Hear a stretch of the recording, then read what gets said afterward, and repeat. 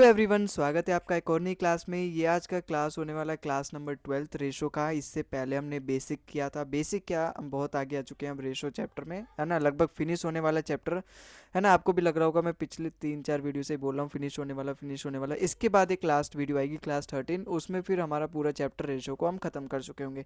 हम पूरा जीरो से लेके हीरो तक पढ़ रहे हैं ना, पूरा एडवांस तक पढ़ रहे हैं, पूरा एकदम सारी टाइप्स कवर कर रहे हैं, तो इतनी क्लासेस लगती हैं। ठीक है, तो स्टार्ट करते हैं बिना किसी देरी के। और एक बात, हाँ, अगर आपको इस क्लास की पीडीएफ चाहिए वो भी लिंक मैं दे दूंगा डिस्क्रिप्शन में, आप जाके वहाँ से पीडीएफ भी डाउनलोड कर सकते हो। देखते हैं, स्टार्ट करते हैं आज की क्लास को। देखो आज का पहला क्वेश्चन हमारे यहाँ पे क्या बोल रहा है। Each member of a club contribute as much as paisa as the number of members of the club. If the total contribution is 3636 then the number of members of the club is. देखो बहुत ही अच्छा सवाल है। जो language को समझ जाए, बस केवल लैंग्वेज का। अब जो रेशो में हमारे जितने भी सवाल बचे हैं ना, वो केवल लैंग्वेज का खेल है एक्चुअली से। जिसकी इंग्लिश अच्छी है, जिसको पढ़ना अच्छा आता है, भले वो इंग्लिश हो चाहे हिंदी मीडियम हो। यहाँ तो कोई ऐसा पार्शियलिटी है नहीं कि हिंदी मीडियम केवल इंग्लिश मीडियम में सवाल आएंगे। जिसको लैंग्वेज समझने में आता है, जिसकी अंडरस्टैंडिंग एबिलिटी अच्छी है, वो इस सवाल को एकदम इजीली कर पाएगा। क्योंकि यहाँ पे कोई कॉन्सेप्ट वगैरह नहीं, केवल आपको समझना है सवाल और फिर उसको सॉल्व करते जाना है। जैसे इस सवाल में क्या बोला है, each member of the club. ठीक है, ये क्लब होगा, क्लब नहीं होगा। ठीक है, क्लब नहीं होगा। तो हर मेंबर, क्लब का हर मेंबर, जितने मेंबर हैं उतने ही वो रुपीज़ जमा करता है, उतने ही पैसा जमा करता है। मतलब जितने मेंबर है, मतलब अगर मैं बोलूँ 100 मेंबर है ना, तो वो 100 रुपये जमा करेगा और 100 पैसे भी जमा करेगा। तो अगर इस तरीके से करते हुए टोटल जो कंट्रीब्यूशन है वो 3636 रुपये, मतलब टोटल जमा किया गया, तो मुझे ये बताना है टोटल मेंबर कितने थे क्लब के।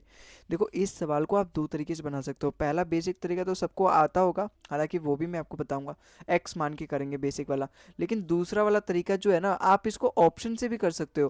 भाई मैं मान के चलता हूँ सपोज अपने क्लब में टोटल 60 नंबर होंगे। मैं पहले वाले ऑप्शन से मान के चलता हूँ, मेरा पहला वाला ऑप्शन मान लो करेक्ट है।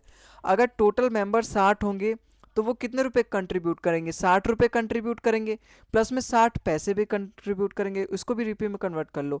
अगर 60 पैसों को मैं रुपये में कन्वर्ट करूँगा तो 0.60 रुपये हो जाएगा वो, बिल्कुल। क्योंकि 1 रुपये में 100 पैसा होता है, तो 100 से डिवाइड करना पड़ेगा 60 को।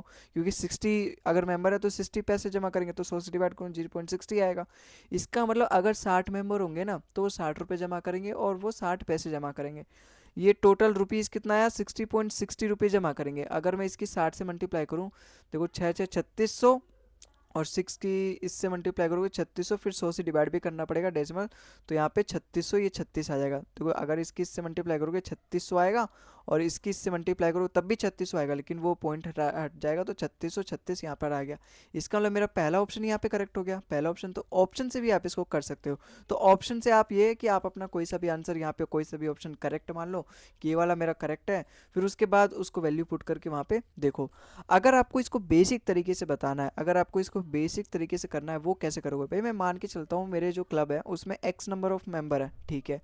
तो वो एक्स रुपये जमा करेंगे। पैसे कितना जमा करेंगे, पैसे को भी अगर मैं रुपये में लिखूं तो x/100 रुपये जमा करेंगे, बिल्कुल। अब यहाँ से मेरा सवाल सोल्व हो जाएगा। टोटल जो कंट्रीब्यूशन आया है वो यहाँ से कितना है, 3636। तो यहाँ से मुझे x की वैल्यू मिल जाएगी। x की वैल्यू क्या बताएगी, टोटल नंबर ऑफ मेंबर्स कितने थे, और वही मुझे यहाँ पे बताना है मेंबर्स कितने थे मेरे क्लब में। तो 60 मेंबर्स थे। जब आप इसको सॉल्व करोगे तो यहाँ से आपकी x की वैल्यू कितनी आएगी, 60। तो ये तो रहा बेसिक तरीका, लेकिन ये अब नहीं कर रहा। अब आप कंपटीशन के दौर में आ चुके हो, तो आपको ये वाला मेथड भी, जहाँ पर जिस सवाल में ऑप्शन वाला मेथड लग सकता है, डिजिटल सम लगता है, डिविजिबिलिटी रूल लगता है, ऑप्शन से लगता है, मतलब बिल्कुल शॉर्टकट तरीके से, जिस सवाल को हम जितना शॉर्टकट तरीके से बना लें। शॉर्टकट तरीका ये नहीं कि हर सवाल का एक अलग अलग शॉर्टकट तरीका बनाया जाए, नहीं।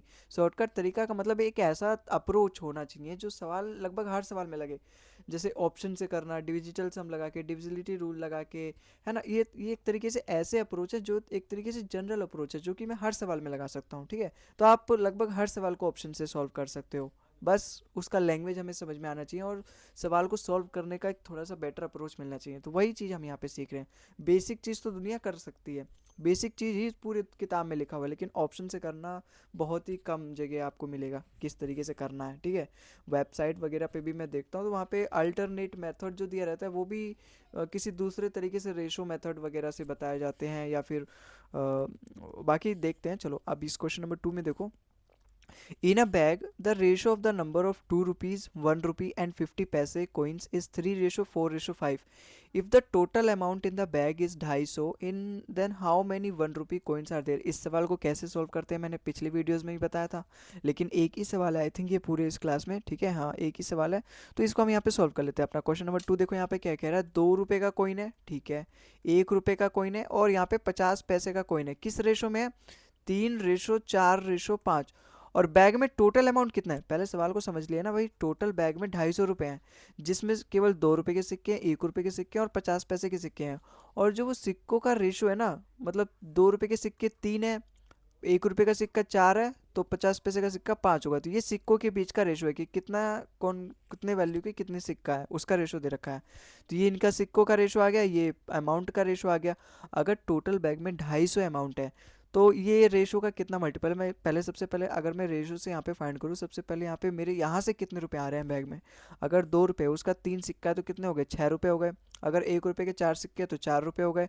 50 पैसे के अगर 5 सिक्के हैं तो कितना हो गया? 2.5 रुपये हो गया। 5×5 = 25 तो 2.5 रुपये हो गया।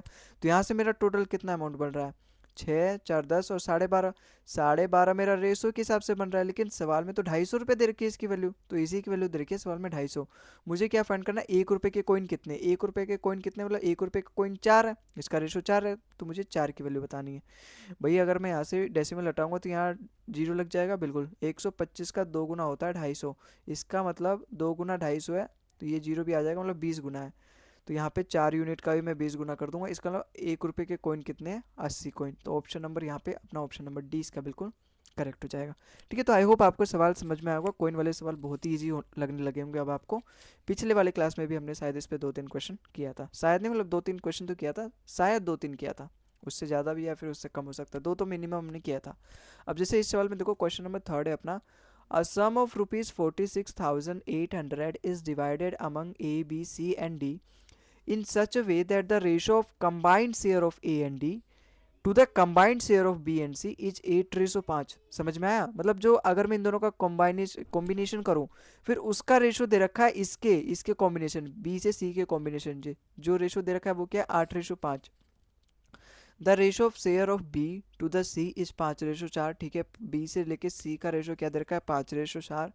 ए receive 18,400 if A is the difference between the share of A and B, है ना, मतलब जो ए की वैल्यू है वो किसके बीच का शेयर है? ए और बी के बीच के डिफरेंस का। और जो बी है वो किसके बीच का डिफरेंस है? सी और डी, मतलब इन दोनों के बीच का एक्चुअली में डिफरेंस है। ठीक है, बड़े में से छोटा घटाना वो होता है डिफरेंस। तो अब इस सवाल को, और मुझे a माइनस बी की वैल्यू यहाँ पे फाइंड करनी है। a माइनस बी की वैल्यू फाइंड करने के लिए मुझे a और b की वैल्यू पता होनी चाहिए। a और b की वैल्यू पता करने से पहले मुझे a और b और c और d इनकी इंडिविजुअल वैल्यू पता करनी पड़ेगी।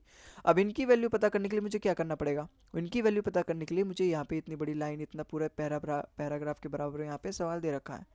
अब यहाँ पे बोल क्या रखा है? ए और डी का कॉम्बिनेशन और बी और सी का, अगर इन दोनों का रेशो लूँ तो 8:5 आ रहा है। भाई इसको कैसे मैं रिप्रेजेंट कर सकता हूँ? भाई ए प्लस डी, इसका combination of share of A plus D to the share of B plus C, मतलब इन दोनों का रेशो कितना दे रखा है? 8:5। और सवाल में दे रखा है यहाँ पे ए को कितना मिला? ए को मिला है 18,400। ठीक है, और मुझे फाइंड क्या करना है? मुझे अभी तो फाइंड करना है, सबसे पहले मुझे ए और बी की वैल्यू फाइंड करनी है ना। तो ए बी मुझे पता है, और यहाँ पे देखो बी रेशो सी भी दे रखा है। बी रेशो सी कितना दे रखा है? मुझे 5:4 दे रखा है। अब यहाँ से मैं कैसे, देखो एक चीज़ यहाँ पे, अ सम ऑफ 46,800, मतलब वो 4 लोग हैं, चारों के बीच का जो, चारों में डिवाइड किया गया ना 46,800, इसका मतलब चारों के रेशो का अगर मैं प्लस करूँ तो 46,800 आना चाहिए। चारों का अमाउंट मेरे पास यहाँ से आ जाएगा, ए बी सी डी, मतलब चारों का अमाउंट इसी में आ जाएगा। अगर मैं इसका सम करूँ 13 यूनिट, तो चारों का सम यहाँ पे कितना आ रहा है? 13 रेशो में। और सवाल में इसी की वैल्यू दे रखी है 46,000। यस, यहाँ से हो जाएगा, यहाँ से मुझे मिल गया तोड़। तो 13 से कितना गुना है? 13 का कितना गुना है उतना ही यहाँ पे बी और सी का रेशो दे रखा है, तो उसका उतना गुना कर दूंगा। भाई 13 6 नहीं 13 3 जा 39, और फिर 13 6 जा 78, तो ये 3600 गुना है। तो बी, तो ये 3600 जब इसका गुना है तो यहाँ से ए प्लस डी और बी प्लस सी मिल जाएगा। भाई 36 की अगर मैं 8 से मल्टीप्लाई करूँ, 3600 और 8 क्या होगा? 8 3 24, 8 6 जा 48, मतलब 28,800, बिल्कुल। और यहाँ 36 पंजे 180, मतलब ये बी प्लस सी की वैल्यू कितनी आ जाएगी? 18,000। यहाँ बी प्लस सी का रेशो कितना दे रखा है, 5:4 दे रखा है। अगर मैं यहाँ टोटल करूँ भाई, यहाँ पे बी प्लस सी की मुझे रियल वैल्यू मिल गई, लेकिन यहाँ तो मुझे बी प्लस सी की रेशो में पता है, मुझे सी भी तो यहाँ से अलग अलग भी तो करना है, क्योंकि यहाँ सी माइनस डी का रेशो दे रखा है जो बी की वैल्यू आएगी। तो मुझे सी का अलग पता होना चाहिए, डी का अलग पता होना चाहिए, ए का अलग पता होना चाहिए, बी का अलग पता होना चाहिए। तो मुझे बी प्लस सी को भी तो अलग करना पड़ेगा, यहाँ पे ए प्लस डी को भी अलग करना पड़ेगा, मतलब ए की वैल्यू अलग फाइंड करनी पड़ेगी। हालांकि ए की वैल्यू दे रखी है, अगर ए की वैल्यू 18,400 है और ए प्लस डी अगर 28,800 है, तो यहाँ से मुझे डी की वैल्यू मिल जाएगी। अगर मैं इसमें से ए माइनस कर दूंगा, ए की वैल्यू मुझे दे रखी है, तो यहाँ से डी की वैल्यू कितनी आ जाएगी। अगर मैं 28,800 में से 18,400 माइनस कर दूँ तो कितना होगा, 10,400। तो यहाँ से डी की वैल्यू मुझे मिल गई 10,400। अब मुझे बी और सी की वैल्यू और मिल जाए भाई। अगर इन दोनों का रेशो दे रखा है, बी से सी का रेशो दे रखा है 5/4, अगर मैं यहाँ रेशो में सम करूँ तो 9 यूनिट आ रहा है। 9 यूनिट की ही वैल्यू है ये 18,000, क्योंकि यहाँ बी प्लस सी दे रखा है, यहाँ बी प्लस सी 9 कर रहा हूँ तो 9 आ रहा है ना। यहाँ अगर मैं बी प्लस सी करूँ रेशो में 9 आ रहा है, लेकिन यहाँ तो 18,000 रियल वैल्यू दे रखी है, तो 9 का कितना गुना है, 2,000। बिल्कुल, इसका मतलब बी की वैल्यू कितनी हो जाएगी, 5 दूनी 10 मतलब 2,000 मतलब 10,000, है ना। बी की वैल्यू कितनी हो जाएगी 10,000, और सी की वैल्यू कितनी हो जाएगी, इसका भी 2 गुना कर दो तो इसकी वैल्यू कितनी आ जाएगी 8,000। तो ये आ गया बी और सी और ए डी सबकी वैल्यू आ गई अब मेरे पास। अब ए निकाल लूंगा, ए क्या है, ए और बी का डिफरेंस, ए और बी का डिफरेंस, ए है 18,400, बी है अपना 10,000, तो इन दोनों का डिफरेंस 8,400, ठीक है। और अपना बी क्या है, सी और डी का डिफरेंस, सी क्या है अपना 8,000 और डी क्या है 10,400। 8,000 और 10,400 का डिफरेंस क्या है, यहाँ पे 2,400। तो ये आ गया अपना ए की वैल्यू और ये आ गई अपनी बी की वैल्यू, जो कि आ गई 2,400। मुझे क्या फाइंड करना था, ए माइनस बी, तो ए माइनस बी मतलब 8,400 में से मैं 2,400 घटा दूंगा तो 6,000 बचेगा। इसका मतलब मेरा करेक्ट आंसर क्या हो जाएगा, ऑप्शन नंबर डी इसका बिल्कुल करेक्ट आ जाएगा। ठीक है, तो बहुत ही अच्छा सवाल था, है ना। तो आई होप आपको ये सवाल भी समझ में आया होगा। मैंने बिल्कुल ईजी तरीके से यहाँ पे पूरी कोशिश करी है आपको आपके सामने रखने की। ठीक है, तो आई होप चलते हैं अगले सवाल पे। अगला सवाल देखो यहाँ पे क्या कह रहा है, क्वेश्चन नंबर 4 है अपना, the income of A is 40% more than the income of B and the expenditure of B is 66:2/3% of A. If the expenditure of A is equal to 1.25 times of the income, ठीक है, income of B, then what is the ratio of saving of A. मुझे यहाँ पे ratio find करना है ए और B का saving. भाई income is equal to expenditure, जब मैं सेविंग होता है तो यहाँ सेविंग कैसे आएगा, जब मैं इनकम में से एक्सपेंडिचर माइनस कर दूंगा तभी तो मेरे पास यहाँ पे सेविंग आएगा। तो मुझे इनकम में से एक्सपेंडिचर माइनस करना है। अब यहाँ पे इनकम का भी रेशो दे रखा है और एक्सपेंडिचर का भी रेशो दे रखा है। इनकम का क्या रेशो दे रखा है और एक्सपेंडिचर का क्या रेशो दे रखा है। भाई इनकम का रेशो दे रखा है, जो ए का इनकम है वो 40% ज़्यादा है बी के इनकम से। 40% की फ्रैक्शन वैल्यू कितनी होती है, 2/5। इसका मतलब अगर ए और बी अगर रेशो दे रखा है, ए की जो इनकम है वो 40% ज़्यादा है, अगर बी की इनकम 5 है तो उससे 2 ज़्यादा ए की इनकम हो जाएगी। इसका मतलब यही है ना, इसका 40% ज़्यादा है, क्योंकि 5 का 2 होता है 40%। यहाँ हमें रेशो से पता चल गया, फ्रैक्शन वैल्यू से पता चल गया जब हमने 40% का यहाँ पे फ्रैक्शन वैल्यू निकाला। फिर क्या बोला है, जो एक्सपेंडिचर है बी का वो 66:2/3% है ए का। भाई इसकी फ्रैक्शन वैल्यू कितनी होती है 2/3, क्योंकि 1/3 10⁻1/3% और 2/3 मतलब 66:2/3%, तो इसकी फ्रैक्शन वैल्यू 2/3 है। तो expenditure of B is 2/3 of A. इसका मतलब अगर ए की एक्सपेंडिचर 3 है ना, तो उसका 2 हो जाएगा बी। इसका मतलब यही है, अगर ये टोटल है तो उसका 66:2/3% अपना 2 होता है। तो यहाँ से मुझे पता चल गया इनकम और एक्सपेंडिचर का रेशो। लेकिन अभी भी वो बात नहीं बनी जो यहाँ पे मुझे सवाल के सॉल्यूशन तक ले जाएगा। एक लाइन ये जो है सबसे इम्पोर्टेंट लाइन है, ये एक्चुअली वो है ना, वो लाइन है जो मस्ट नीडेड है इस सवाल को सॉल्व करने की, क्योंकि यही वो लाइन है जो एक्चुअली पूरे इक्वेशन को बैलेंस बनाएगी, पूरे रेशो को बैलेंस बनाएगी। उसके बाद मैं अपना सेविंग निकाल सकता हूँ। यहाँ पे क्या बोला है, जो एक्सपेंडिचर है ए का वो 1.25 टाइम्स है इनकम ऑफ बी से। इसका मतलब अगर यहाँ पे जो रेशो दे रखा है वो एक्सपेंडिचर ऑफ ए का दे रखा है और इनकम ऑफ बी का दे रखा है, कितना दे रखा है 1.25। 1.25 होता क्या है 5/4, क्योंकि 5 एक ऐसा नंबर है जिसको मैं 4 से डिवाइड करूँ तो 1.25 आता है। अगर एक्सपेंडिचर ए का 5 है तो इनकम बी का कितना होना चाहिए 4 होना चाहिए, है ना। यहाँ पर एक्सपेंडिचर किसका, ए का एक्सपेंडिचर अगर यहाँ पे 5 होना चाहिए तो इनकम ऑफ बी का 4 होना चाहिए। यहाँ तो अलग अलग है, यहाँ तो अलग अलग है, यहाँ तो 3 है, यहाँ तो 5 है, इन दोनों में कोई 5:4 का रेशो ही नहीं है। तो इसको मुझे बनाना पड़ेगा, मतलब एक्सपेंडिचर ए का मुझे 5 बनाना पड़ेगा और फिर इनकम बी का मुझे 4 बनाना पड़ेगा, तो बनाना पड़ेगा। तो सबसे पहले मैं क्या करूँ, सबसे पहले तो इसको बराबर बना लेता हूँ, क्योंकि जब मैं बराबर बना लूँगा ना, फिर मुझे जहाँ पर भी जिसको बढ़ाना है जिसको घटाना है उसकी उससे मल्टीप्लाई कर दूंगा, ईजिली हो जाएगा। तो इन दोनों को बराबर बनाने के लिए इसका एलसीएम ले लो, 5 3 का एलसीएम 15, तो दोनों को 15 बना लो। 5 को 15 बनाने के लिए मैं 3 से मल्टीप्लाई करूँगा। अब ये 3 से मल्टीप्लाई केवल 5 में नहीं करूँगा, पूरे रेशो में मल्टीप्लाई होता है ये। और यहाँ पे 3 को 15 बनाने के लिए मैं 5 में मल्टीप्लाई करूँगा, ये अब रेशो बराबर बन गया। जो एक्सपेंडिचर है ए का और बी का इनकम अभी बराबर बन गया। अब मुझे यहाँ पे जो रेशो दे रखा है वो उसकी सिंपली यहाँ पे मैं मल्टीप्लाई कर दूंगा, तो वो पूरा रेशो जो है मेरा बैलेंस हो जाएगा क्वेश्चन के हिसाब से। भाई एक्सपेंडिचर ए का 5 गुना होना चाहिए अगर इनकम 4 है, तो बी का इनकम अगर 4 है तो एक्सपेंडिचर 5 होना चाहिए। ए का एक्सपेंडिचर देखो यहाँ पे 5 की अगर मैं इससे मल्टीप्लाई करूँगा तो इनकम ऑफ बी और एक्सपेंडिचर ऑफ ए, इन दोनों का रेशो जो आ जाएगा 4:5। क्योंकि अभी देखो अभी यहाँ पे इनकम बी का 15 हो गया और यहाँ पर भी ए का एक्सपेंडिचर अगर मैं इससे करूँ तो 15 हो चुका है। अब इन दोनों का रेशो 4:15 है कि नहीं, आया समझ में? तो अब ये 4:15 हो गया। अब ये जो इक्वेशन अपनी बैलेंस होगी, रेशो बैलेंस हो गया, अब मैं यहाँ से सेविंग निकाल सकता हूँ। सेविंग क्या होता है, इनकम माइनस एक्सपेंडिचर। तो यहाँ से टोटल इनकम कितनी होगी, ए की इनकम कितनी होगी भाई, ये जो है ना 4/12 ये पूरे रेशो में मल्टीप्लाई होता है, तो 4/12 समझे 84। 84 में से अगर मैं इसकी एक्सपेंडिचर घटा दूँ, 5 5 जो 25, 25 तो 75, तो 84 में से 75 घटा दूँ, कितना आएगा अपना बताओ, 9 आएगा, ठीक है। और 9 से एक ही दिख गया मुझे, ऑप्शन नंबर डी इसका बिल्कुल करेक्ट हो जाएगा। 4 3 8 12, 12 5 जो 60, 5 5 जो 25, 25 2 जो 50, तो 60 में से अगर 50 घटेगा तो 10 आएगा। तो सेविंग का रेशो क्या आ गया, 9:10, और ऑप्शन नंबर डी ही इसका बिल्कुल करेक्ट हो जाएगा।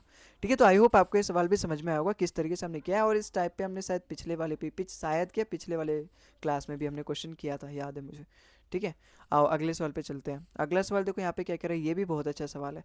A, B and C spend 80%, 85% and 75% of their incomes respectively if their savings are in the ratio 8:9:20 and the difference between the income of A and C is rupees 18,000, then the income of B। तो मुझे income पूछी है B की, income B की, और दे क्या रखा है, देखो अगर उन्होंने स्पेंड मतलब एक्सपेंडिचर दे रखा है और सेविंग का रेशो दे रखा है। सेविंग का रेशो क्या दे रखा है, सेविंग का रेशो दे रखा है यहाँ पे 8:9:20, और वो भी किसका, ए का, बी का और यहाँ से सी का।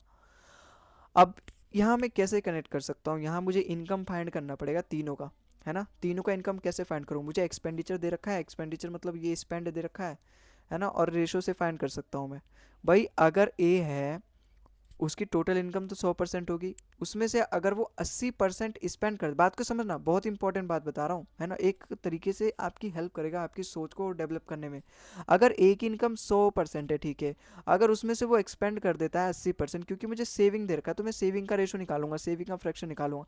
अगर वो 80% खर्च कर देता है, ए यहाँ पे बोला ना, ए 80% खर्च करता है, बी 85% खर्च करता है और सी 75% खर्च करता है, उसके बाद उनका जो सेविंग का रेशो आया 8:9:20, तो यहाँ पे मैं डायरेक्टली सेविंग ही बचा देता हूँ, सेविंग ही निकाल लेता हूँ, परसेंटेज में एक्चुअली कितना सेविंग है, उसका रेशो कितना दे रखा है, फिर वहाँ से मुझे टोटल इनकम पता चल जाएगा, जैसे मैं अभी आपको करके दिखा रहा हूँ। अगर मैं इनकम में से एक्सपेंडिचर माइनस कर दूँ तो सेविंग का आ जाएगा। अगर 100% उसकी इनकम है, उसमें से 80% उसने खर्च कर दिया, तो केवल उसके पास 20% बचा। 20% की फ्रैक्शन वैल्यू कितनी होती है, 1/5। इसका मतलब उसकी टोटल इनकम अगर 5 है तो उसमें से एक वो सेव करता है, और वो सेव कितना करता है, 8 सेव करता है। इसका मतलब एक की वैल्यू 8 है, 8 गुना हो गया, तो उसकी टोटल इनकम का भी 5 8 गुना कर दो, 8×5 = 40, इसका मतलब उसकी इनकम कितनी होगी, 40 होगी। समझ में आया, इसी तरीके से मैं सारे निकालूंगा। अगर बी अपनी इनकम का 85% खर्च कर देता है तो उसके पास बचेगा कितना, केवल केवल 15%, और 15% की फ्रैक्शन वैल्यू कितनी होती है, 3/5, 3/20, ठीक है, 5 तो 3/5 तो 60% हो जाएगा, ठीक है, 3/20।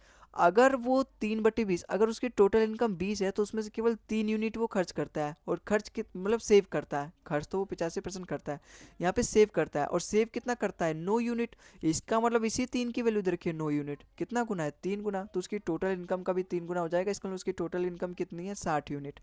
ऐसी सी का निकाल लो, अगर सी अपने टोटल इनकम का 75% खर्च कर देता है तो केवल 25% सेव करेगा, 25% की फ्रैक्शन वैल्यू 1/4, इसका मतलब अगर उसकी टोटल इनकम 4 है तो उसमें से केवल 1 यूनिट सेव करता है, और वो सेव कितना करता है, 20 यूनिट। इसका मतलब एक की वैल्यू दे रखी है 20 यूनिट, तो 20 गुना है ये, तो इसका भी 20 गुना कर दो, उसकी टोटल इनकम का पता चल जाएगा मुझे, कितना आएगा, 20×80, तो यहाँ से मुझे 80 इसका क्या पता चल गया, इनकम पता चल गया। मुझे सवाल में इसने क्या दे रखा है, if difference between the income of A और सी के बीच का डिफरेंस, ए और सी के बीच का डिफरेंस मतलब 40 और 80 के, भाई ये इनकम का रेशो आ गया ना ये, तो 40 और 80 के बीच का डिफरेंस कितना है 40, 40 की वैल्यू कितने दे रखी है 18,000। और इसने मुझसे क्या पूछा का इनकम ऑफ बी, तो इसने मुझे इनकम ऑफ बी पूछा मतलब 60 की वैल्यू पूछी है। अगर मुझे 40 से 60 पे जाना है, दोनों में क्या कॉमन है, दोनों में कॉमन है 10, तो मैं इसको भी 10 बनाऊंगा। 40 को अगर मुझे 10 बनाना है तो 4 से मल्टीप्लाई कर दूंगा तो 10 बन जाएगा, और फिर 6 से मल्टीप्लाई कर दूंगा तो मैं 60 पहुंच जाऊंगा। तो कुल मिला के मैं इतना कह सकता हूँ, दोनों को अगर मैं 2 से डिवाइड कर सकता हूँ, 2 2 जा 4, 2 3 6, तो मैं मुझे 3/2 करना है। अगर मैं 40 का 3/2 करूँगा तो मुझे 60 आ जाएगा। तो मैं यहाँ पर भी 3/2 कर दूंगा तो मुझे 60 की वैल्यू मिल जाएगी, 60 यूनिट की। कितने बार में जाएगा, 2 से जाएगा 9,000 बार में, 9 3 27, इसका मतलब 60 की वैल्यू कितनी आ जाएगी 27,000। इसका मतलब बी की इनकम कितनी है 27,000, ऑप्शन नंबर 20 का बिल्कुल करेक्ट है। ठीक है, तो आई होप आपको ये सवाल समझ में आया होगा, एकदम मेंस लेवल का सवाल है ना। अगर कोई भी बिगनर बच्चा होगा जो इस तरीके के सवाल सॉल्व नहीं किया होगा, उसके तो क्लिक होने में ही 2 मिनट लग जाएगा, अप्रोच ढूंढने में कि इस सवाल को कैसे करें, वो अप्रोच ढूंढने में ही 2 मिनट लग जाएगा।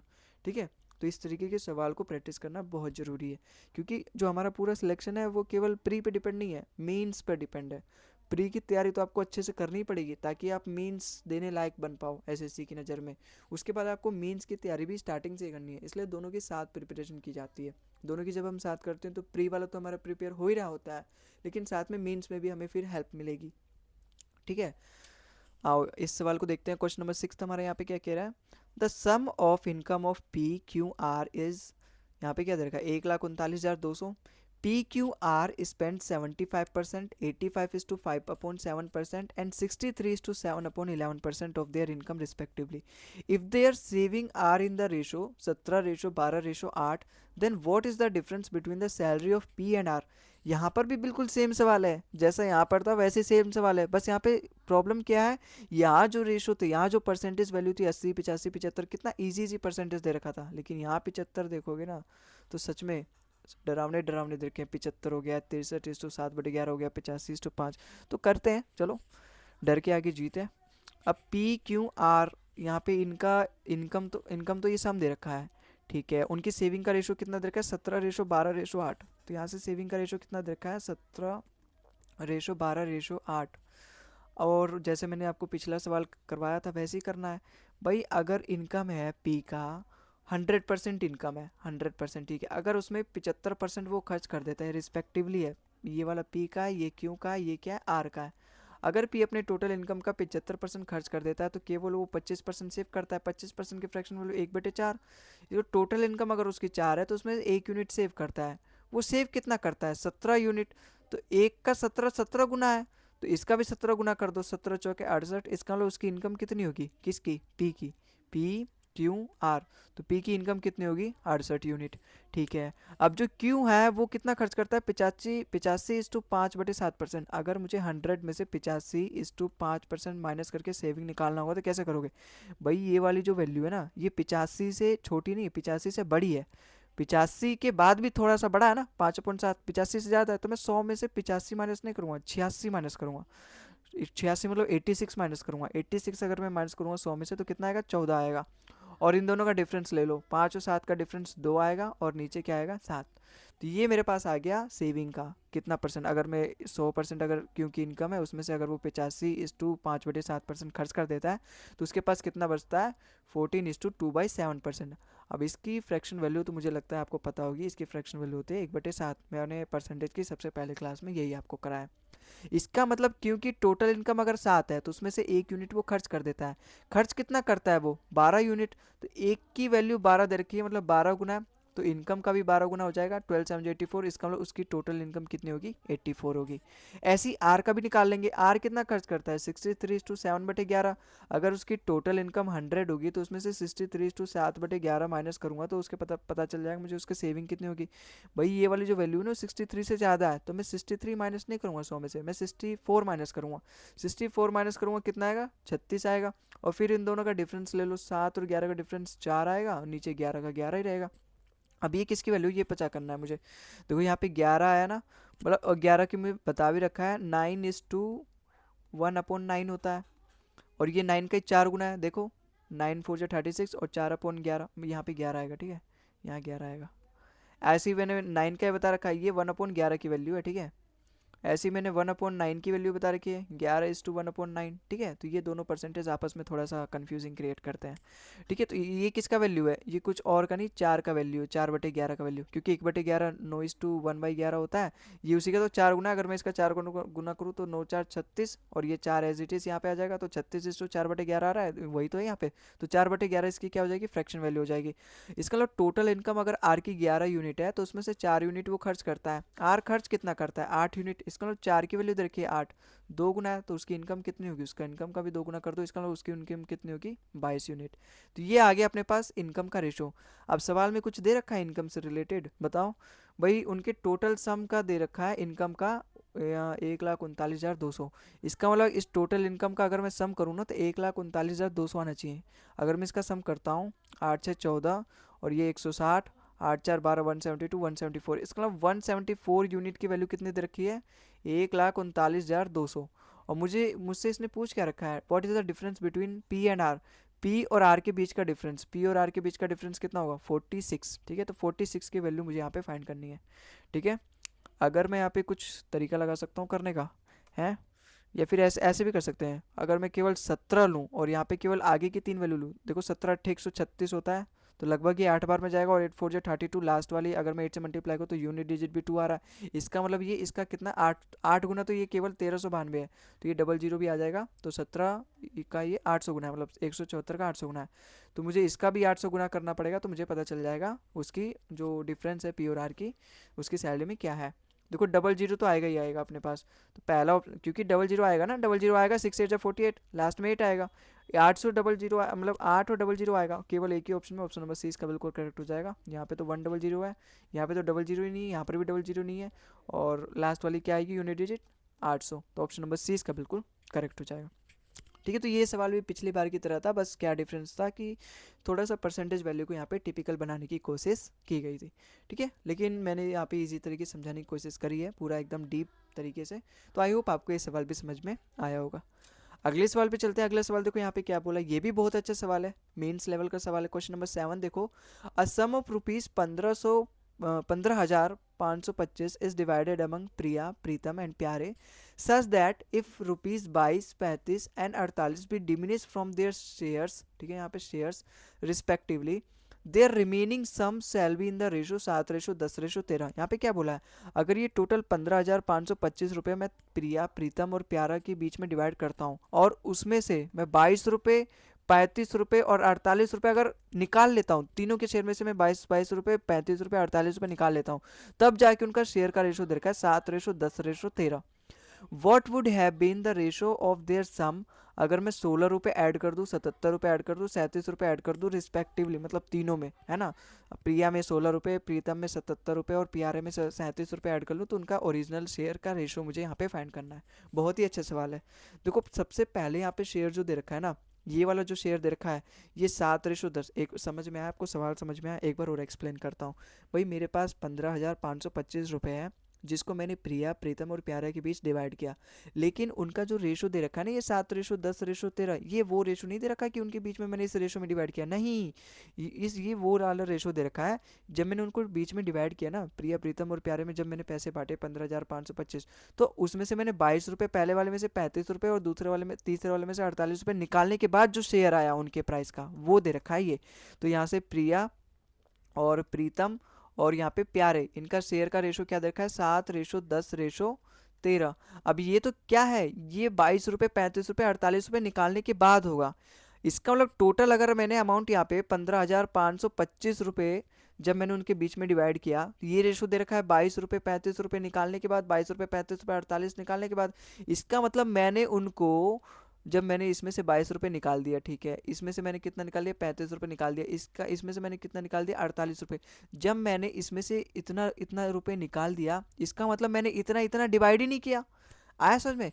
भाई अगर मैं सबको 100-100 रुपये दे रहा हूँ, उसमें से मैं 20-20 रुपये निकाल ले रहा हूँ, इसका मतलब मैं केवल 80-80 रुपये दे रहा हूँ ना। तो 80-80 रुपये का मैं केवल यहाँ पे मैंने केवल 80-80 रुपये के हिसाब से बांटा है मैंने। तो वही मैं यहाँ पे कहना चाह रहा हूँ, अगर मैंने 22 रुपये निकाल लिया, 35 रुपये मैंने यहाँ से निकाल लिया और 48 रुपये निकाल लिया, अगर मैं इस टोटल को इसमें से माइनस कर दूँ तो वही अमाउंट आ जाएगा जिसको मैंने एक्चुअली में तीनों के बीच में डिवाइड किया है, वो आ जाएगा। फिर मेरा वहाँ से रेशो मैच कर जाएगा। यस, ये वही रेशो है जिसको मैंने टोटल अमाउंट एक्चुअली में मैंने वहाँ पे बांटा है। देखो मैं करके दिखा रहा हूँ फिर से आपको, तब अच्छे से समझ में आएगा। जैसे इसका सम करोगे, 4 3 7 2 9 और 5 और 8 5 13, यहाँ पे कितना आएगा? 8 5 13। सही तो कर रहे हैं ना हम? है ना? नहीं, यहाँ पे 5 है भाई, यहाँ पे 35 है, ठीक है। 8 5 13 2 15, 3 2 5 और 5 4 9, यस 105। तो यहाँ से मुझे 105 रुपये माइनस करना पड़ेगा। 105 ही वो अमाउंट है जो एक्चुअली में मैं तीनों से वापस ले ले रहा हूँ। इसका मतलब मैं 105 उनमें बांट ही नहीं रहा, तो कितना बांट रहा हूँ मैं? कितने का बांट रहा हूँ यहाँ पे? 15,420 रुपये। इसका मतलब 15,420 रुपये वो टोटल अमाउंट है जो एक्चुअली में अब मैं तीनों के बीच में डिवाइड कर रहा हूँ। आया समझ में? जो मैंने इनसे वापस ले लिए थे वो मैंने माइनस कर दिया, केवल 15,420 रुपये मेरे खर्च हो रहे हैं अब इनके बीच में डिवाइड करने में। इसका जो रेशो दे रखा है, इसको इस रेशो में मैंने यहाँ पे डिवाइड किया है। तो ये किसकी वैल्यू हो जाएगी? इन तीनों का सम, क्योंकि ये अपने पास टोटल अमाउंट है, उसको मैंने इस रेशो में डिवाइड किया। इसका मतलब इस रेशो का अगर मैं सम करूँ तो यही आना चाहिए। कितना आ रहा है यहाँ पे? 13 10 23, 23 7 30। इसका मतलब ये 30 यूनिट की वैल्यू है। ये जो अपना यहाँ पे टोटल वैल्यू 30 यूनिट की वैल्यू है। तो यहाँ से मेरे को पता चल जाएगा इनका सबका इनकम कितनी है, रियल इनकम। आ रहा है ना समझ में? भाई एक बार और समझा रहा हूँ। मेरे पास टोटल 15,525 रुपये थे जिनको मैंने इस रेशो में डिवाइड किया। इस रेशो में डिवाइड नहीं किया, उनमें से मैंने 22 रुपये, 35 रुपये और 48 रुपये लेने के बाद इस रेशो में डिवाइड किया। अगर मैं वो 22 रुपये, 35 रुपये, 48 रुपये इनको ना देता तो मैं इसमें से माइनस कर दूंगा। इसका मतलब मैं केवल 15,420 रुपये उनको दे रहा हूँ, और किस रेशो में? 7 रेशो 10 रेशो 13 रेशो में। इसका मतलब अगर इस रेशो का मैं सम करूँ तो ये वाला टोटल अमाउंट आना चाहिए। इस रेशो को मैं सम कर रहा हूँ, 30 यूनिट आ रहा है, और 30 यूनिट की वैल्यू दे रखी है। तो यहाँ से अगर ये जिसका इतना गुना होगा तो इसका भी मैं 7 का भी उतना ही गुना कर दूंगा, 10 का भी उतना गुना कर दूंगा, 13 का भी उतना गुना कर दूंगा, तो मुझे उनकी रियल इनकम पता चल जाएगी, रियल उनको कितने कितने पैसे मिले वो जब मुझे पता चल जाएगा। तो 3 से कितने बार में जाएगा? देखो जीरो से तो जीरो कट ही जाएगा, 3 से जाएगा 5 1 4, 14 3 42 होता है। इसका मतलब 514 गुना है, तो इसका भी 514 गुना कर दूंगा। अगर मैं इसका 514 गुना करूँ कितना आएगा भाई? 7 5 जो 35 और 7 14 7 जो 98। तो यहाँ पे कितना आएगा? 3598, ठीक है।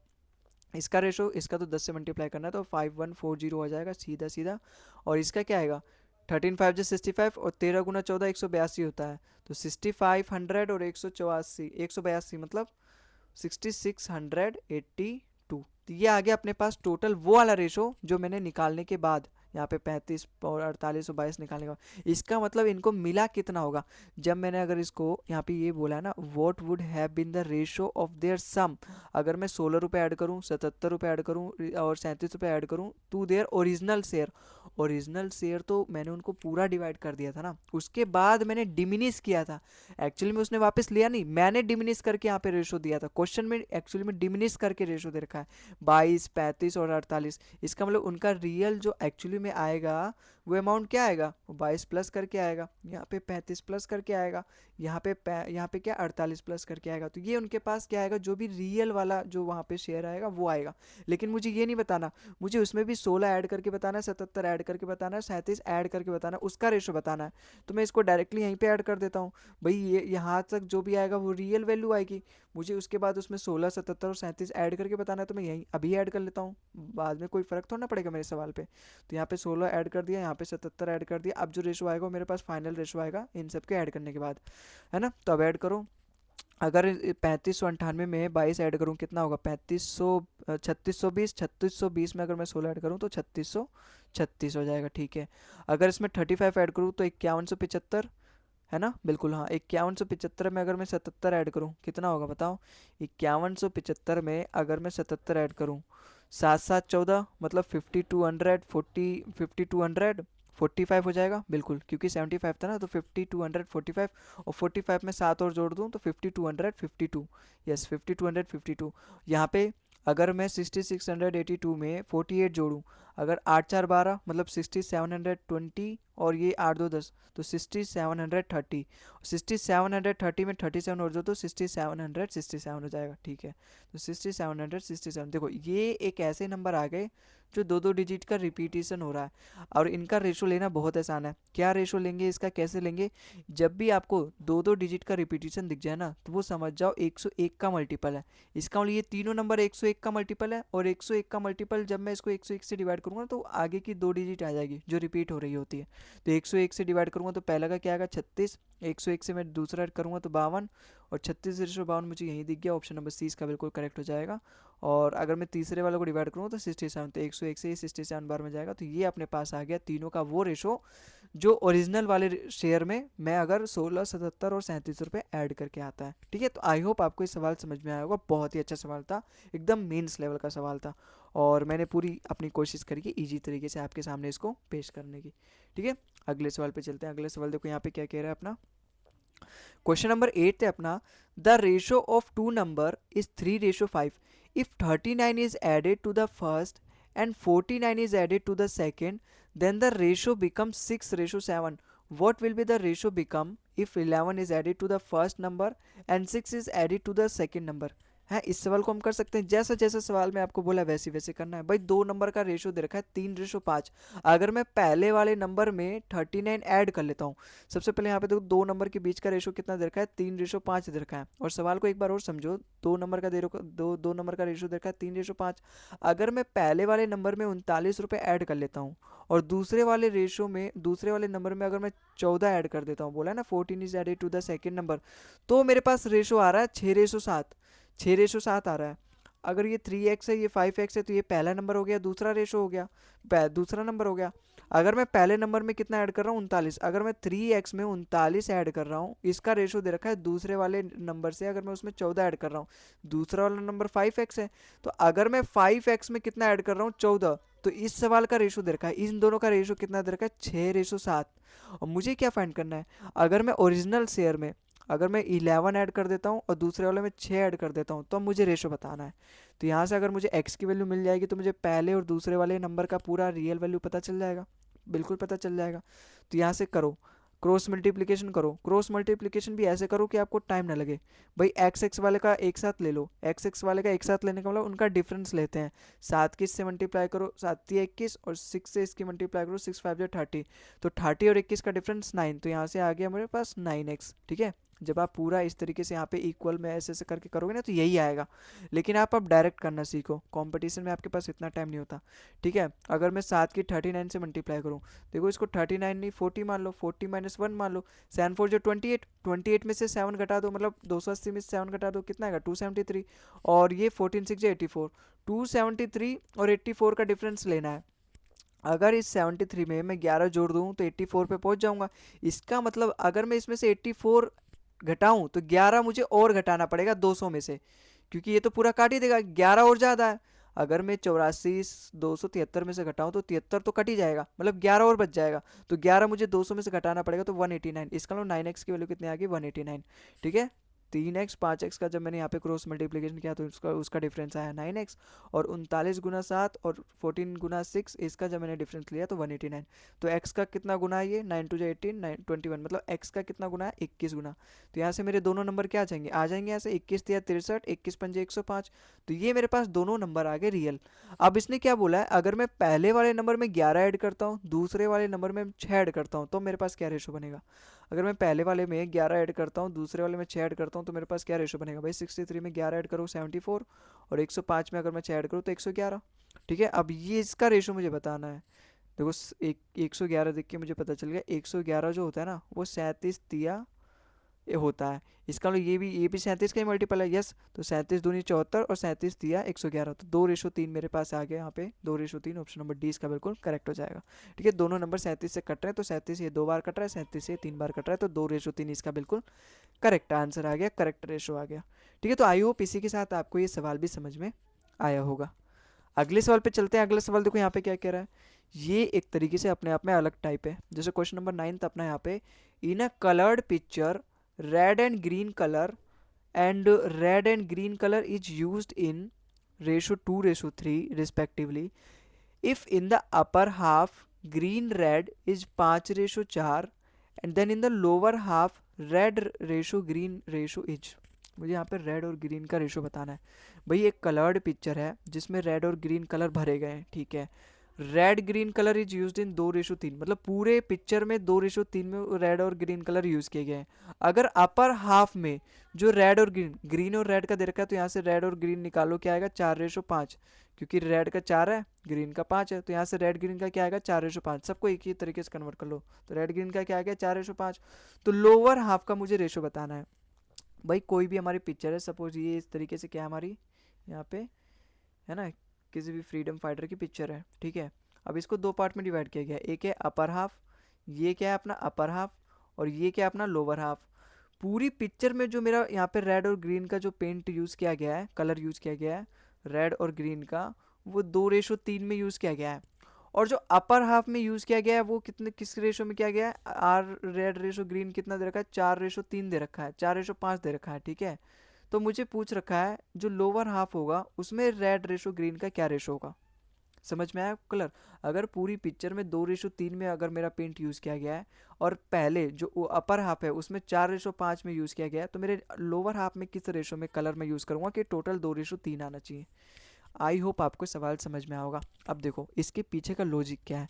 भाई अगर मैं पूरे पिक्चर में 2:3 में मैं करता हूँ अपना पूरा कलर यूज़, इसका मतलब मैं टोटल में 2:3 यूज़ करता हूँ, 2:3 के रेशो में मैं टोटल कलर यूज़ करता हूँ। इसका मतलब जितना मैं आधा आधा ऊपर करता हूँ, अपर हाफ मतलब आधा ऊपर करता हूँ, तो आधा नीचे करूँगा। इसका मतलब इन दोनों का सम करके ये आना चाहिए। आ रहा है समझ में।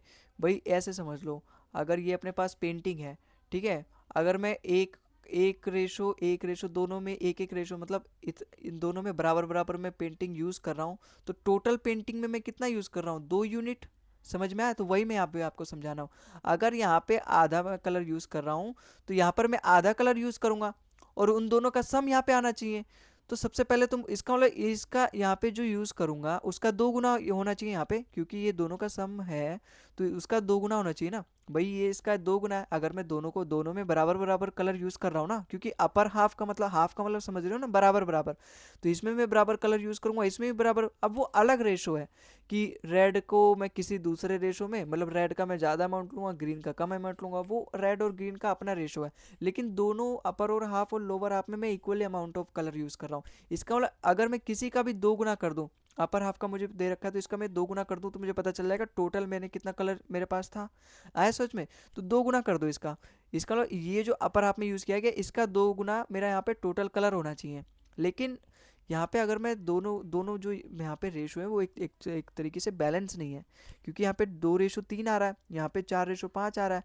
अगर मैं दोनों का सम करूं, क्योंकि ये जो है अपना 5 है, अगर मैं यहाँ से सम करता हूँ 2:3, इसका मतलब यहाँ से मेरा टोटल कलर आ रहा है 5, यहाँ से मेरा टोटल कलर कितना आ रहा है 4:5, मतलब 4 और 5 को प्लस करूँ तो 9 यूनिट आ रहा है। तो यहाँ से मेरा टोटल कलर कितना आ रहा है 9, मैं कलर चेंज कर लेता हूँ, 9 आ रहा है। जबकि होना क्या चाहिए, ये वाला जो होना चाहिए ना, इसका 2 गुना होना चाहिए, क्योंकि ये वाला जो है वो इन दोनों का सम है और दोनों में बराबर बराबर यूज़ किया गया है, तो किसी भी एक का 2 गुना होना चाहिए। तो सबसे पहले तो मैं बराबर बनाऊंगा। बराबर बनाने के लिए 9 और 5 का एलसीएम 45, तो मैं दोनों को 45 बनाने की कोशिश करूंगा।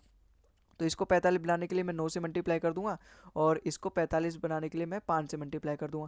तो ये तो आ गया, लेकिन इसका भी ये वाला जो है 2 गुना होना चाहिए, क्योंकि ये अपने पास पूरे कलर है, ये उसका केवल आधा है। तो अगर ये आधा है तो ये उसका 2 गुना होना चाहिए, तभी जाके पूरा हो जाएगा। तो इसका 2 गुना कर दूंगा। तो अब मेरे पास जो भी रेशो आएगा वो बैलेंस हो चुका है।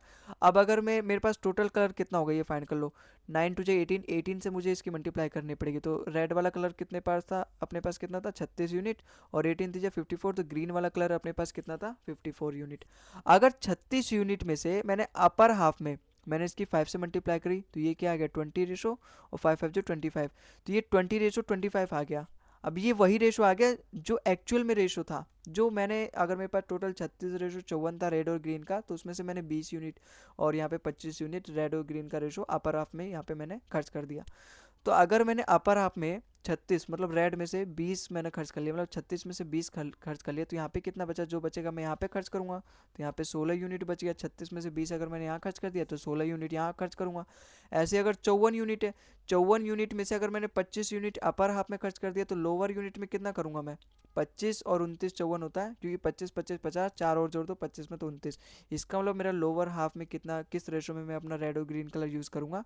16:29। और सवाल में यही मुझसे पूछ रखा था, 16:29। ऑप्शन नंबर डी इसका बिल्कुल समझ में आया होगा आपको। ये सवाल भी बिल्कुल ईजी तरीके से मैंने आपको आपके समझाने की कोशिश करी है। ठीक है, तो आई होप आपको सवाल समझ में आया होगा। इसी पर एक और यहाँ पे बेस्ड बिल्कुल सेम टाइप का सवाल मैंने यहाँ पे दे रखा है। जैसे क्वेश्चन नंबर 10 देखो हमारा, on the whole surface of the earth the ratio of land and water is 3:5। मतलब टोटल जो अर्थ का सरफेस है, ये अपना टोटल अर्थ का सरफेस है, बिल्कुल बेस्ट सरफेस बना है, बेस्ट शेप बना है अर्थ का, जियोइड शेप। अब यहाँ पे लैंड और वाटर का यहाँ पे क्या रेशो दे रखा है? 3:5 दे रखा है। मतलब पूरे धरती पे 3:5 में मेरा पानी और धरती है। ठीक है, द लैंड, ठीक है, यहाँ पे ये LAND होगा। The land and water in the northern hemisphere, northern hemisphere मतलब ऊपरी वाला हिस्सा, उसमें जो लैंड और वाटर का रेशो कितना दे रखा है? 7:9। और मुझे क्या बताना है? साउदर्न हेमिस्फीयर, मतलब मुझे यहाँ पे बताना है। भाई वही वाला ट्रिक लगेगा, वही वाला अप्रोच लगेगा। यहाँ पे जो है और यहाँ पे जो है, दोनों का सम होना चाहिए। ये अगर ये आधा है तो ये भी आधा होना चाहिए। इसका मतलब इस वाले का 2 गुना होना चाहिए ये वाली पूरी वैल्यू। तो सबसे पहले तो बराबर बनाओ, क्योंकि 3:5 यहाँ से अगर मैं सम करूँ तो 8 आ रहा है, यहाँ से अगर मैं सम करूँ तो कितना आ रहा है? 9 7 16, तो यहाँ 16 आ रहा है। तो सबसे पहले तो दोनों को बराबर बनाओ। दोनों को बराबर बनाने के लिए ये इसके 2 से मल्टीप्लाई करनी पड़ेगी। लेकिन ये तो 16 है, ये आधा है, तो ये पूरा होगा। तो इसका और भी मुझे 2 गुना करना पड़ेगा, तब जाके मेरे पास ये पूरा लैंड और वाटर पूरे अर्थ का आएगा।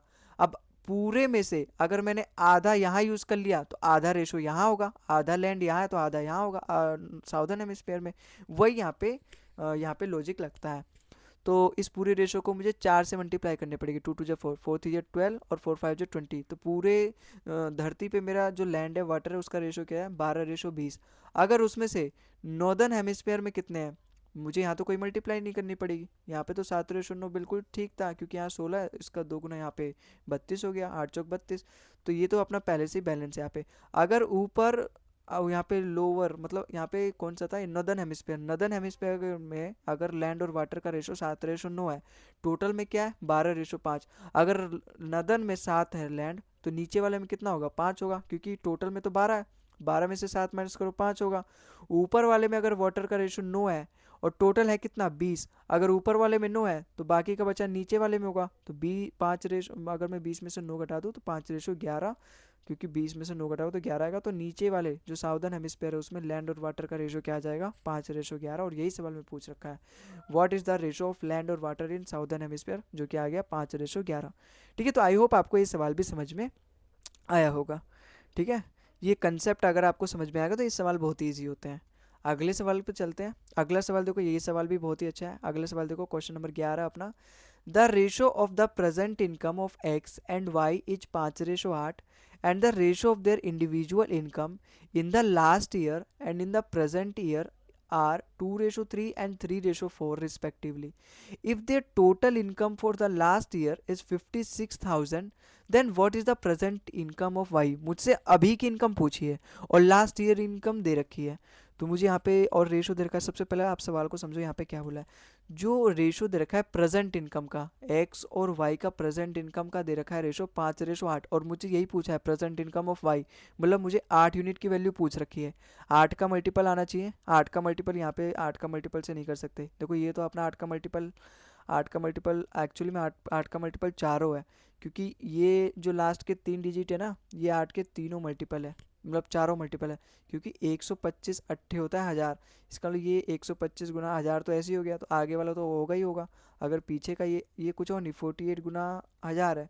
जब 1000 है तो 1000 का ये 48 गुना है, इसका मतलब चारों ऑप्शन अपने 8 के मल्टीपल है, तो मैं ऐसे तो नहीं चेक कर सकता। तो मुझे पूरा यहाँ पे सॉल्व करना पड़ेगा। ठीक है, अब जैसे जैसे यहाँ पे देखो प्रेजेंट ईयर का इनकम क्या दे रखा है? एक्स और वाई का क्या इनकम रेशो दे रखा है? 5:8। ठीक है, और उनका इंडिविजुअल रेशो दे रखा है।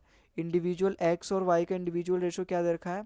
लास्ट ईयर से प्रेजेंट ईयर का, लास्ट ईयर से मतलब लास्ट ईयर और प्रेजेंट ईयर का रेशो दे रखा है, जो कि कितना दे रखा है? एक्स का कितना दे रखा है? 2:3। और वाई का लास्ट ईयर और प्रेजेंट ईयर का रेशो क्या दे रखा है? 3:4, है ना? और मुझसे इसने क्या पूछा, अगर लास्ट टोटल जो इनकम था लास्ट ईयर का वो 56,000 था, तो मुझे यहाँ पे लास्ट ईयर का इनकम निकालना पड़ेगा पहले, है ना, क्योंकि उससे ही मुझे पता चलेगा रेशो का एक कितना गुना है, तो मैं वाई का उतना गुना करूंगा तो मुझे पता चल जाएगा जो मेरा प्रेजेंट इनकम है वाई का वो कितना गुना है। देखो लास्ट ईयर इनकम अगर 2 है, ये अपने पास प्रेजेंट इनकम दे रखी है, तो मुझे ये निकालना पड़ेगा। लास्ट ईयर इनकम अगर 2 है तो अब वो 3 हो गया है प्रेजेंट ईयर इनकम। अगर लास्ट ईयर इनकम 2 थी तो अब वो 3 हो गया, मतलब एक्स में कितना बढ़ा है, अगर लास्ट इनकम 2 था वो 3 हो गया, मतलब +1/2 किया गया, मतलब 50% एक्स की इनकम बढ़ी है। मतलब यहाँ पे जो प्रेजेंट इनकम आई है ये 50, ये 5, ये 50% बढ़ने के बाद आई होगी।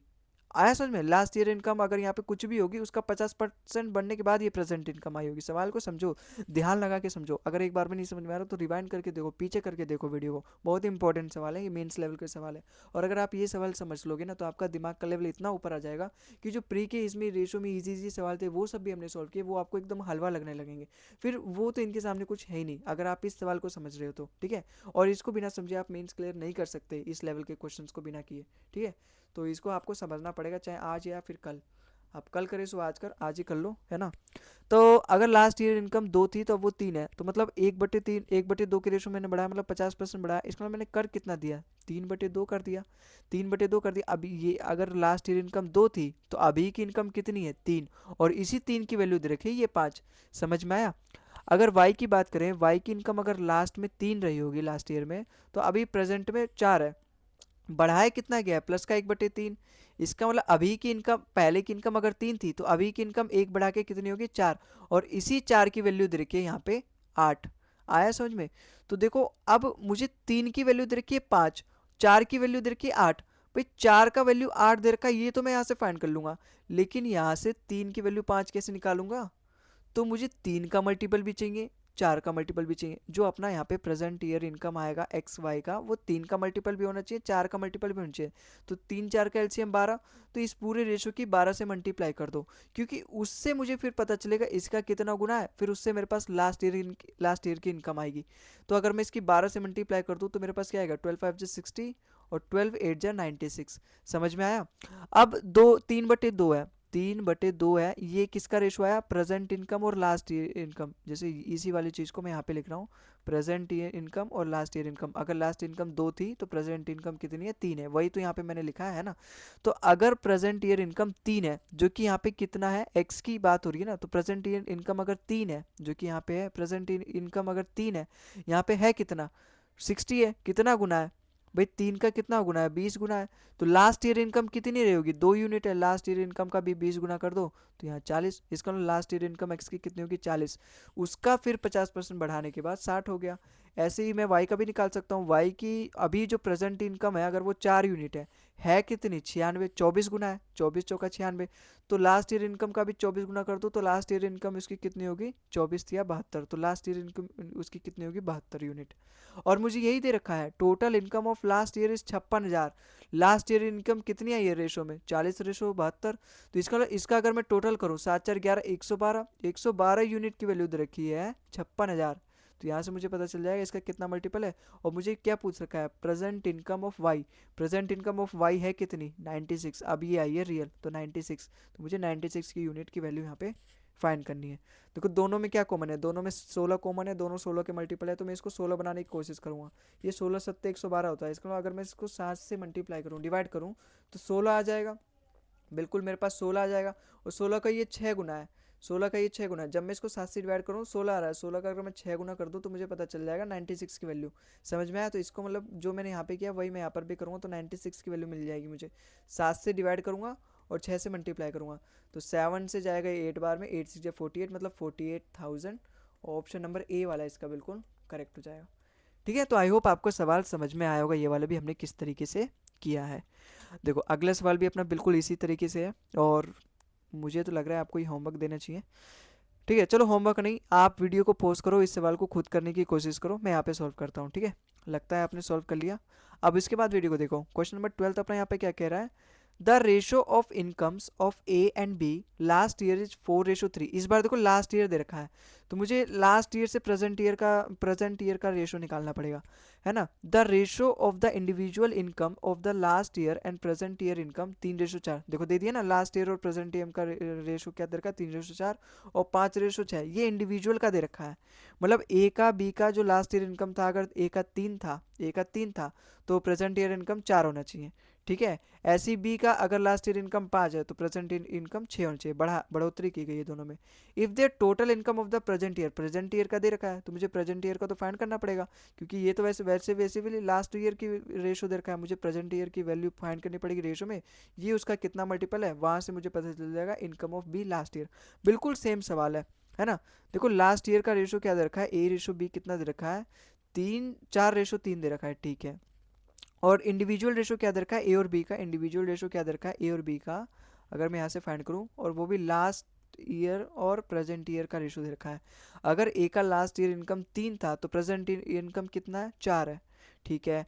तो बढ़ कितना गया है, प्लस का 1/3, इसका मतलब 4/3 हो गया है। उसका लास्ट ईयर इनकम अगर 3 होगा तो उसका 3/4 कर दिया, तभी तो 4 हो गया उसका प्रेजेंट इनकम। ऐसी बी का कितना दे रखा है, बी का जो लास्ट ईयर और प्रेजेंट ईयर का रेशो दे रखा है 5:6 दे रखा है। बढ़ कितना गया, प्लस का 1/5 हो गया है, इसका मतलब 6/5 हो गया है उसके लास्ट ईयर इनकम का। भाई लास्ट ईयर इनकम अगर उसका 5 होगा, उसका अगर मैं 6/5 करूँगा तो 5 से 5 कट गया, इसका मतलब उसकी प्रेजेंट इनकम 6 हो गई ना। तो वही मैं यहाँ पे कर रहा हूँ।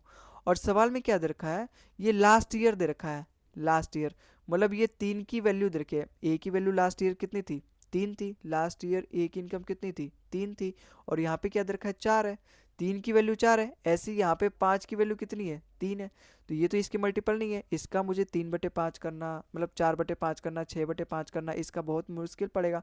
तो मुझे 3 का मल्टीपल भी चाहिए अपना लास्ट ईयर वाला इनकम, और मुझे 5 का मल्टीपल भी चाहिए। तो 3 5 का एलसीएम ले लूँगा 15, तो मैं इसकी पूरी से 15 से मल्टीप्लाई कर दूंगा, तो मुझे पता चल जाएगा इसका एक्चुअल में लास्ट ईयर इनकम का रेशो क्या था।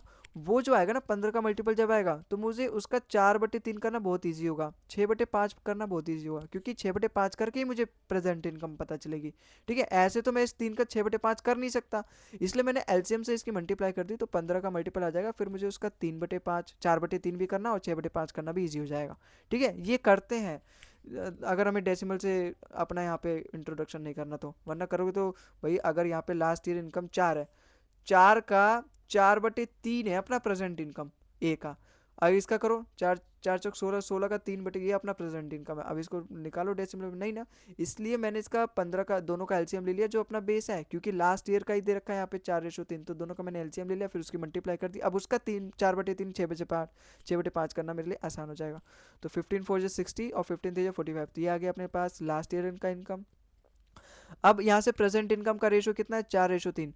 अगर लास्ट ईयर इनकम ए की 3 थी और थी कितनी 60, कितना गुना है, 20 गुना है, तो प्रेजेंट इनकम जो कि 4 यूनिट है वो भी 20 गुना होगा, तो 20 चौक 80, तो 60 से 80 हो गया, ठीक है। अगर बी की लास्ट ईयर इनकम 5 थी, है कितनी 45, ये लास्ट ईयर इनकम ही तो है 45, तो इसका 9 गुना है, 5 का 9 गुना है, तो प्रेजेंट इनकम का भी 9 गुना होगा, तो 9 6 54, तो अभी इनकम कितनी है इसकी 54 है। तो ये अपने पास आ गई प्रेजेंट इनकम का रेशो, और सवाल में यही दे रखा है कि जो टोटल इनकम है प्रेजेंट ईयर का वो 8.404 लाख है।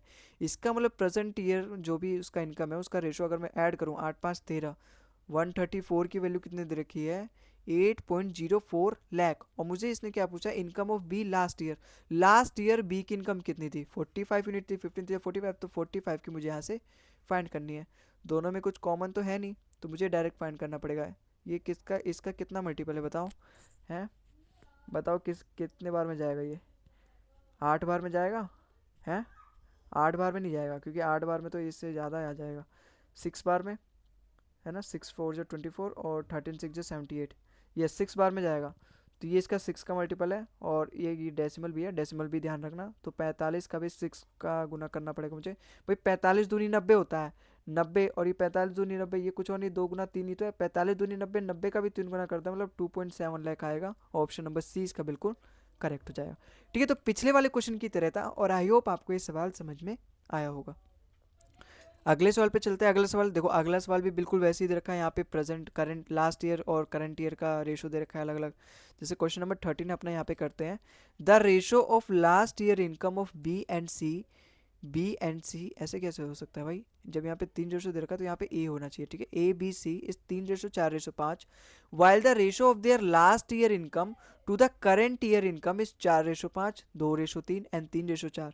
If their total current year income is 98,500, then find out the present income of B plus C। तो मुझे present income फाइंड करना है B plus C का, है ना, मुझे B plus, चलो फाइंड करते हैं, मजा आएगा भाई। यहाँ पे लास्ट ईयर इनकम दे रखा है, लास्ट ईयर इनकम दे रखा है A/B/C। लास्ट ईयर इनकम दे रखा है, ये कितना दे रखा है 3:4:5, और उनका लास्ट से करंट इनकम का रेशो क्या दे रखा है, इंडिविजुअल दे रखा है ये, है ना, इंडिविजुअल दे रखा है। While their ratio of their last year income, उनका मतलब ए का अलग दे रखा है, बी का अलग दे रखा है, सी का अलग दे रखा है, ए का अलग दे रखा है, बी का अलग दे रखा है, और सी का अलग दे रखा है। और क्या दे रखा है, लास्ट वाले से करंट का, लास्ट वाले से करंट का, और लास्ट वाले से करंट का। ए का क्या दे रखा है, अगर ए का लास्ट ईयर इनकम 4 था तो अब बढ़ के करंट ईयर 5 हो गया, ठीक है। ऐसी बी का अगर लास्ट ईयर इनकम 2 था तो अब बढ़ के 3 हो गया। ऐसी सी का लास्ट ईयर इनकम अगर 3 था तो अब बढ़ के क्या हो जाएगा, 4 हो जाएगा, ठीक है। तो इसका मतलब बढ़ कितना गया, बढ़ कितना गया, यहाँ से कितना बढ़ गया, 1 बढ़ गया, 1/4, मतलब जो प्रेजेंट इनकम है वो लास्ट ईयर का 5/4 हो गया। ऐसे ही इसका कितना हो गया, 3/2 हो गया लास्ट ईयर का। ऐसे ही इसका कितना हो गया, 4/3। इस बार मैं डायरेक्ट कर रहा हूँ, पिछले वाले क्वेश्चन में मैं आपको प्लस करके बताता था, फिर वहां से डायरेक्ट ये वाली वैल्यू लेकर आता था। तो अब ये जो वैल्यू दे रखी है, लास्ट ईयर का रेशो दे रखा है, लास्ट ईयर का ये है 4, 2, 3, 4 का मल्टीपल, मतलब 4 की वैल्यू ये 3, 2 की वैल्यू है ये 4, और 3 की वैल्यू ये 5। देखो 3 की वैल्यू 5 है, 4 की वैल्यू 3 है, भाई 2 की वैल्यू 4 है, ये तो करना इजी है, 2 गुना है। लेकिन 4 का कितना गुना है, 3, ये तो मुझे करना मुश्किल है।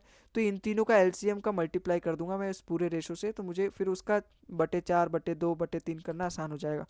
तो 4, 2 और 3 का मल्टीपल 12, तो इस पूरे रेशो को मैं 12 से मल्टीप्लाई कर दूंगा। इसको काट देता हूँ मैं यहाँ से, ठीक है। तो अगर मैं इसकी मल्टीप्लाई कर दूंगा, 12×3 = 36, 12×4 = 48, और 12×5 = 65, तो ये मेरे पास आ गया लास्ट ईयर इनकम। अब प्रेजेंट ईयर इनकम कितना होगा भाई, लास्ट ईयर इनकम अगर 4 था, लास्ट ईयर इनकम अगर 4 था, यहाँ से कर लो चाहे यहाँ से कर लो, यहाँ से करोगे तो उसका इसका 5/4 कर दो, यहाँ से 5/4 कर दो, 4×9 = 36, 9×5 = 45, तो करंट ईयर इनका आ गया 45। अगर मैं 3/2 करूँ, लास्ट ईयर का मैंने 3/2 किया तो करंट इनकम 3 आएगी ना, तो वैसे मैं यहाँ पर भी कर दूंगा। या फिर ऐसे समझ लो, लास्ट ईयर इनकम अगर उसकी 2 रही होगी, लास्ट ईयर इनकम दे कितनी रखी है, 48। लास्ट ईयर इनकम अगर 2 रही होगी तो, और लास्ट ईयर इनकम 48 दर के 24 गुना है, तो करंट इनकम 3 गुना है, तो 24 दिया 72, तो बी की इनकम क्या हो जाएगी, करंट इनकम 72 यूनिट। ऐसे देखो लास्ट ईयर इनकम अगर सी की 3 यूनिट है, 3 यूनिट की वैल्यू लास्ट ईयर इनकम यहाँ पे दर के 60, 3 का 20 गुना है, तो करंट ईयर का भी 20 गुना कर दो, यहाँ पे करंट इनकम का जो रेशो 20 20 × 80। तो यहाँ से मुझे पता चल गया करंट ईयर का उनका टोटल रेशो इनकम का। अब सवाल में यही बोल रखा है, total current year income is 98,500। इसका मतलब अगर मैं इन तीनों का सम करूंगा तो 98,500 आना चाहिए। और मुझे फाइंड करना है बी प्लस सी का प्रेजेंट इनकम, मतलब इसकी वैल्यू मुझे फाइंड करनी है, 8 7 15, मतलब 152 की मल्टीपल मुझे यहाँ पे चेक करना है ना। और दे क्या रखा है, इन तीनों का सम की वैल्यू दे रखी है 8 7 15, 15 4 19, और 197 की वैल्यू दे रखी है, कितना है 98500, है ना, समझ में आया ना। इन जो करंट ईयर का रेशो है ये, और करंट ईयर का ही जो उनका इनकम था टोटल, उसका सम दे रखा है यहाँ पे 98,500। तो यहाँ से इसका कितना गुना है बताओ, ये 5 गुना है, 500 गुना है, ठीक है, 00 ऐसे चल जाएगा, तो मुझे इसका भी 500 गुना करना पड़ेगा। 15 5 = 75, और 5 2 = 10, तो 76,000, तो 76,000 यहाँ पे ऑप्शन नंबर सी इसका बिल्कुल करेक्ट हो जाएगा, ठीक है। तो आई होप आपको ये सवाल समझ में आया होगा। अगला सवाल देखो, अगला सवाल यहाँ पे क्या कह रहा है, क्वेश्चन नंबर 14 थे अपना, the ratio of monthly income of X and Y 5:4, मतलब इनकम का रेशो दे रखा है एक्स और वाई का, जो कि क्या दे रखा है 5:4 है। If that of their monthly expenditure is 9:7, और उनके एक्सपेंडिचर का रेशो क्या दे रखा है 9:7 दे रखा है। If the income of Y is equal to the expenditure of X, अगर वाई का इनकम एक्सपेंडिचर एक्स के बराबर होना चाहिए, यहाँ तो बराबर नहीं है तो बराबर करो, 9 4 का एलसीएम ले लो 36, तो दोनों को 36 बनाने की कोशिश करो। अगर मुझे 4 को 36 बनाना है तो 9 से मल्टीप्लाई करूंगा, यहाँ 9 को 36 बनाना है तो 4 से मल्टीप्लाई करूंगा। तो अब ये मेरे पास रेशो बैलेंस हो गया। मुझे फाइंड करना है सेविंग का रेशो एक्स और वाई के, तो मुझे एक्स और वाई के सेविंग का रेशो करना है फाइंड। तो इससे इसके मल्टीप्लाई करो, इनकम में से एक्सपेंडिचर माइनस कर दूंगा तो सेविंग आ जाएगा। तो 9 5 जो 45 और 9 4 जो 36, 45 में 36 जाएगा 9, और 9:8। यहाँ पे देखो एक ही है, 9 से शुरू हो रहा है, ऑप्शन नंबर ए इसका बिल्कुल करेक्ट हो जाएगा। 9 4 जो 36, 9 4 जो 28, और 36 में से मैं 28 घटाऊंगा तो 8 आएगा। तो 9:8 आ गया अपने पास सेविंग का रेशो, और यही आया। ठीक है, तो आई होप आपको सवाल समझ में होगा। देखो लास्ट वाला क्वेश्चन मैंने इसलिए थोड़ा सा जल्दी समझाया ना, क्योंकि वीडियो की लेंथ अब 1 घंटे से ज़्यादा हो गई है। मेरे लैपटॉप में उतना स्पेस नहीं होता, जहाँ 40-45 मिनट के ऊपर जाती है वीडियो ना, तो जब मैं उसको सेव करता हूँ तो केवल 40 तक ही सेव होती है, 40 45 50 मिनट तक ही सेव होती है। तो इसका कुछ पता नहीं होता, कहीं से भी अपने आप काट देता है इस स्टोरेज की वजह से। तो मुझे डर लग रहा है कहीं मैंने 1 घंटा 4 मिनट की वीडियो रिकॉर्ड कर दी और उसमें से केवल 40-45 मिनट का ना सेव हो। ठीक है, पूरी मेहनत बर्बाद हो जाएगी। खैर छोड़ो, वो मैं देख लूँगा, अगर होगा तो फिर से मुझे रिकॉर्ड करना पड़ेगा। खैर भगवान करे ना हो। और अगर आपको इस क्लास की पीडीएफ चाहिए तो वो मैं उसका लिंक टेलीग्राम पे दे दूंगा, मतलब लिंक डिस्क्रिप्शन दे दूंगा, वहाँ जाके डाउनलोड कर लेना। बस आज के लिए इतना ही, मिलते हैं अगले वीडियो में, तब तक के लिए tata bye bye and thank you for watching the video. और हाँ, वीडियो पसंद आए तो वीडियो को लाइक करें, चैनल को सब्सक्राइब करें। मिलते हैं अगले वीडियो में।